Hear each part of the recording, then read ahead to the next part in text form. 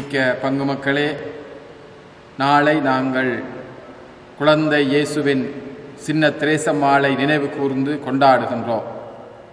France நாட்டில் அலன்சோன் என்கின்ற ஊரில் பக்தியுள்ள ஒரு கத்தோலிக்க குடும்பத்தில் 9வது பிள்ளையாக தோன்றியவர் புனித குழந்தை திரேசா.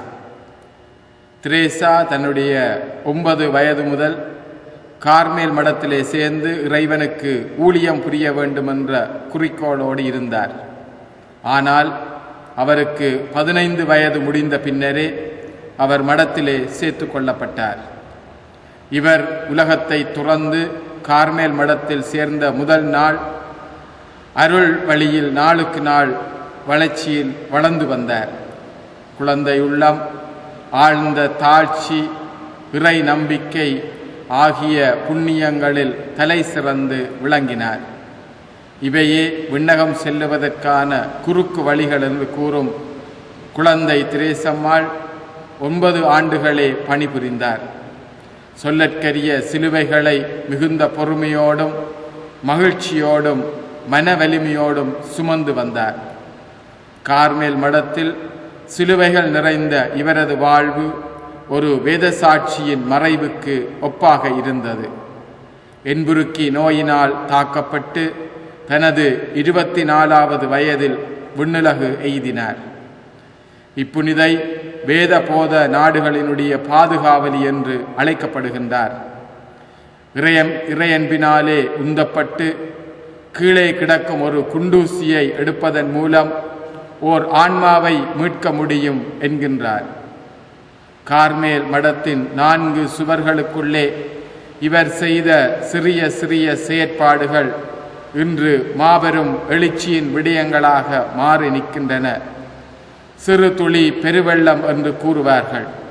சிறிய சிறிய செயல்களுக்கெல்லாம் குழந்தை திரேசா விளக்கம் கொடுத்து மிகுந்த பொறுப்புணர்ச்சியோடு அவற்றை நிறைவேற்றினார்.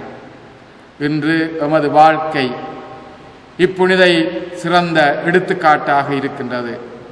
நாம் ஏதாவது ஒரு அன்பு செயலை அல்லது ஒரு தர்மத்தின் செயலை செய்ய புறப்படுகின்ற வேளையிலே பெரிய பெரிய திட்டங்களாக நீண்டகால செயற்பாடுகளாக செய்ய வேண்டும் என்று நினைக்கின்றோம்.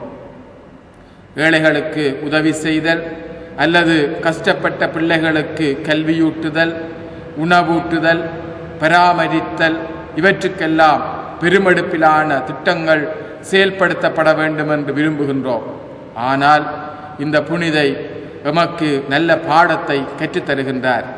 சிறிய சிறிய செயற்பாடுகளாக நல்ல மனதோடு நிறைவாக செய்யுங்கள், நிறைவடைவீர்கள் என்பதுதான்.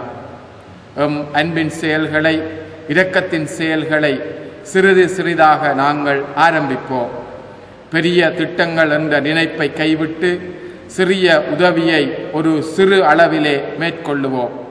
அப்பொழுது அது பெருவிருட்சமாக மாறும். புனித சவேரியார் பல நாடுகளுக்கு பெரும் புயல் காற்றுகளுக்கும் பயண ஆபத்துகளுக்கும் இடையே சென்று பல ஆன்மாக்களை ஈடேற்றினார். ஆனால் புனித குழந்தை திரேசம்மாளோ 4 சுவர்களுக்குள்ளே அடைபட்டு கிடந்து தனது தவ முயற்சிகளால் அதே அளவு ஆன்மாக்களை ஈடேற்றி இருக்கின்றார். குழந்தை திரேசம்மாள் போன்ற மனநிலையை எம்மத்தியிலேயும் உருவாக்கி கொள்ளுவோம். 4 சுவர்கள் போன்ற பல அழுத்தங்களுக்குள்ளும் நல்மனது உள்ளவர்களாக நாங்கள் சீவிப்போம். பல ஆன்மாக்களை இதனாலே நாங்கள் மீட்டு கொள்ள முடியும் என்பதை எங்களுடைய வாழ்விலே உணர்ந்து புனித குழந்தை திரேசம்மாளினுடைய வாழ்வு எங்களுக்கெல்லாம் சிறிய சிறிய காரியங்களூடாக பெரிய விடயங்களை சாதிக்க முடியும் என்பதை சொல்லி நிற்கின்றது. அவளுடைய இந்த வாழ்வை நாங்கள் பின்பற்ற முயன்று கொள்ளுவோம். அவளுடைய வாழ்வு எங்களுக்கெல்லாம் பல்வேறு விதமான முயற்சிகளுக்கு ஓர் எடுத்துக்காட்டாக அமைவதாக. நன்றி. மீண்டும் அடுத்த வாரம் இன்னொரு செய்தியிலே உங்களை சந்தித்துக் கொள்ளுகின்றேன்.